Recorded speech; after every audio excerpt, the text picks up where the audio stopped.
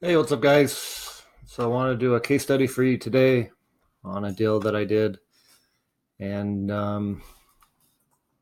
I will have some links in the description of this video. If you want to get started, learning this business and starting to do deals like this one for yourself, then you can check out my course. And there's a couple links below um, to help you get started, a couple discounted links. So, check those out in the description of the video. And so this is another case study for the business of recovering surplus funds, excess proceeds, excess funds, whatever you want to call it, overages from tax and mortgage foreclosures. Okay. Um, this is a case study we went over this case study very deep the other day in my private coaching group, the Overage Syndicate, and we're able to extract all the lessons out of it. And so today I'm just going to give you a brief overview of this deal and how it worked out, and hopefully it will be valuable for you.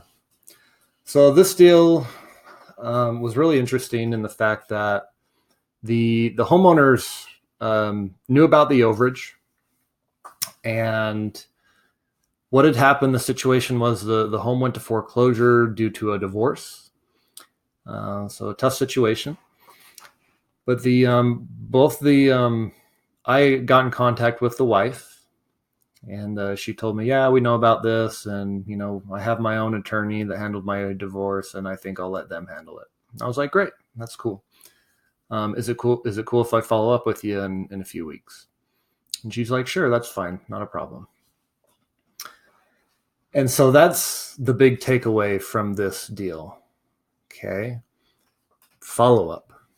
Fortune is in the follow up. That saying is very true. So what happened? Wife basically said we're not interested because we have our own attorney. And, obviously the husband had his attorney. They both each had their own attorneys from the divorce case. And I let it go. I let it go for a few weeks. Checked back in and saw that, no claims have been made after a few more weeks. And so I followed up again. I was like, hey, I noticed, a claim hasn't been made. Do you want me to help you out? And they're like, no, it's fine. Our attorney will handle it. I was like, great. Is it fine if I just follow up again? They're like, sure, not a problem. So time goes by, and a lien holder submitted a claim, because I think the actual amount was over 70 grand for this. It was like 70 or 80 grand. But there was a lien on the property, and a lien holder submitted a claim. Now, in certain states, you have certain time periods you need to abide by, meaning you have so much time to get a claim submitted. And in some states, if a claim is submitted by, say, a lien holder, as was the case here, there can be another time, a clock, what am I trying to say? A countdown, so to speak. So, for example, in this state where I was doing this deal, once a claimant submits a claim, anybody else that wants to submit a claim has 60 days to do so. If they do not submit within that 60 days, they're out of luck. They're forever barred from filing a claim. That's just in this particular state. So again, that's why it's important to know the laws of your state and your county. And, I go over that in my 50 state guide, where we have links to the laws for both tax and mortgage overages, because it's important what those timelines are in your state. Okay. So countdown starts. This lien holder submitted a claim, and they don't do anything. I follow up again. Hey, I'm not sure you understand, but I think it was an HOA. I can't remember exactly. But this lien holder submitted a claim, and you have X amount of days to get yours in, or you might lose the money. And they're like, okay, well, I'll contact my attorney. I was like, fine. Long story short, I get a call back from the wife, and she says, hey, our attorney doesn't really know, she's busy or whatever, not really a real estate attorney, and she can't really help us. Can you help us out? And I was like, sure, would love to help you out. And that's the other takeaway from this case study.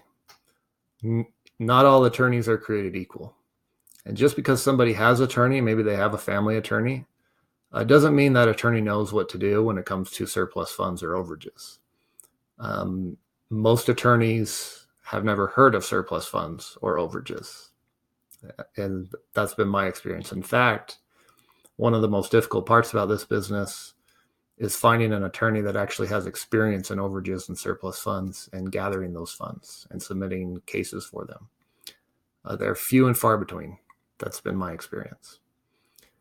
So anyway, wife calls, hey, can you help us? My attorney, whatever.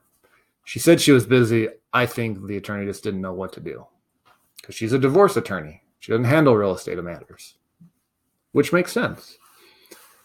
I was like, sure, that's fine. We need to act quickly. We only have, it was only a couple weeks out before the deadline.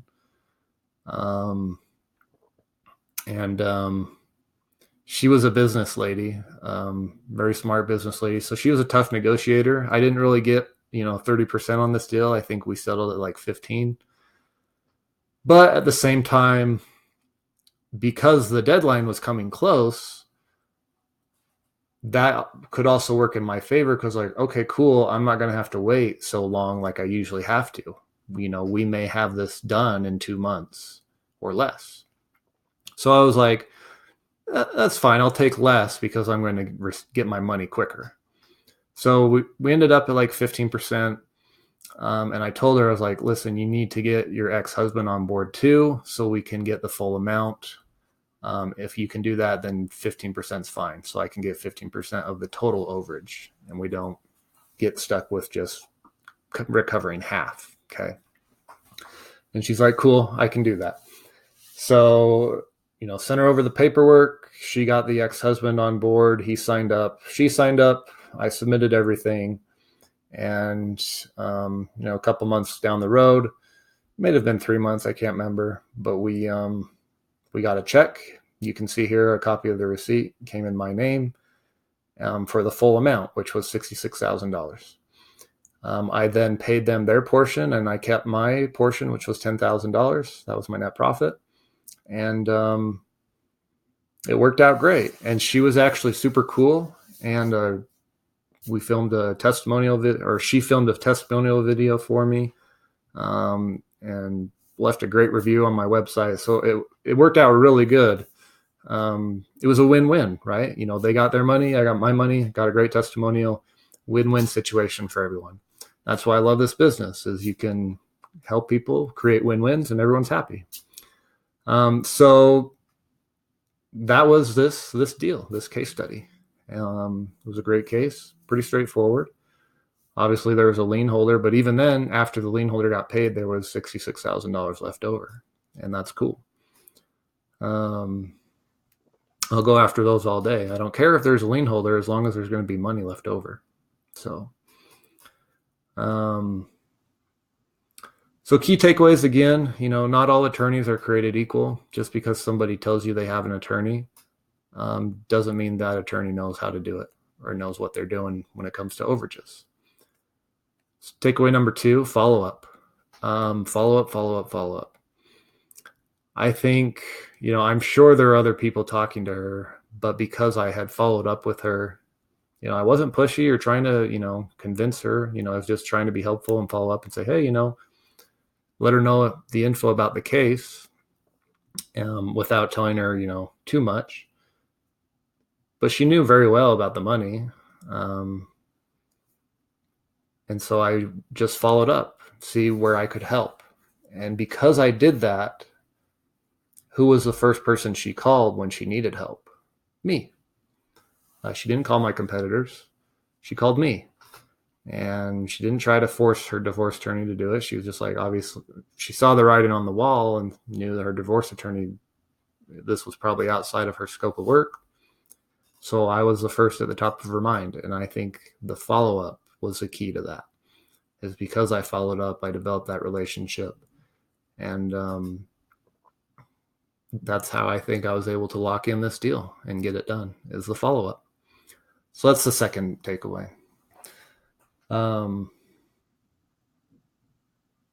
Bonus takeaway, always get testimonials.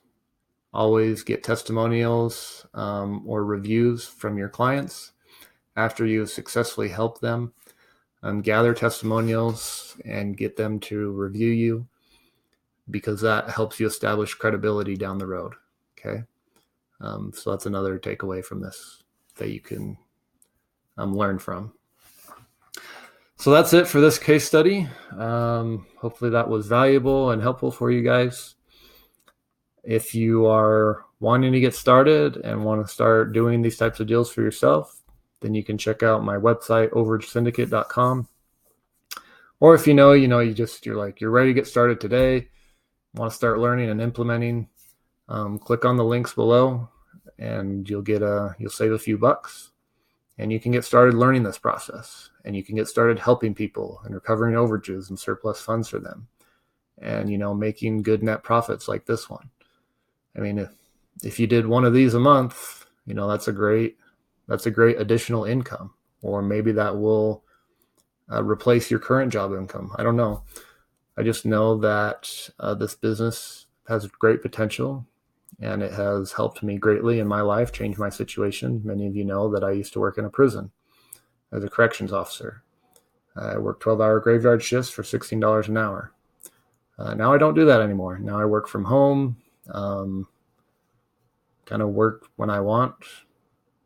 Don't really kind of sleep in and wake up when I want and hang out with my son. And it's provided a lot of freedom for me, this business. And so if you want freedom for yourself, then this may be a possibility for you. So you can check out how to begin this process at overagecourse.com. If you have questions, let me know below in the comments. Subscribe to the channel so you can see more case studies. Check out my other videos where I go more in depth on the business and kind of tell you the nitty-gritty details and the good, bad, and the ugly about this business, because it's not all good. There are some difficulties, as in anything. And so you just have to be aware, before you jump into something like this, be aware of the difficulties, be aware of the obstacles you may face. But just know that there are always ways to overcome those obstacles. And I've kind of started to help people and teach them how to overcome the obstacles in this business so they can get results faster. I think that's it for today. Hopefully this was a good case study for you guys. This is actually one of the nicer homes that I've seen. I've never been to this home. I pulled this off of, Google, I think. So I've never seen the property, but nice house. It's too bad that it had to go to foreclosure, but it is what it is. It happens every day, guys. There are foreclosures every day happening, and investors that are buying those properties and paying more for those properties than what's owed to the lender. Same goes with tax sales. Tax sales happen every day all across the country, and investors buy those properties and pay more than what's owed to the county in property taxes. So there's quite a bit of funds out there that are waiting to be recovered, and that need to go back to the homeowners. And a lot of times they don't know, because sometimes they'll send out a notice that there's funds available, but they send it to the house that gets foreclosed on weeks after the sale. And by that time, the homeowner's gone. So they often don't receive the notice. So there's definitely a market for this business. All right, that's all I have for you guys. We'll see you in the next one. Have a great day.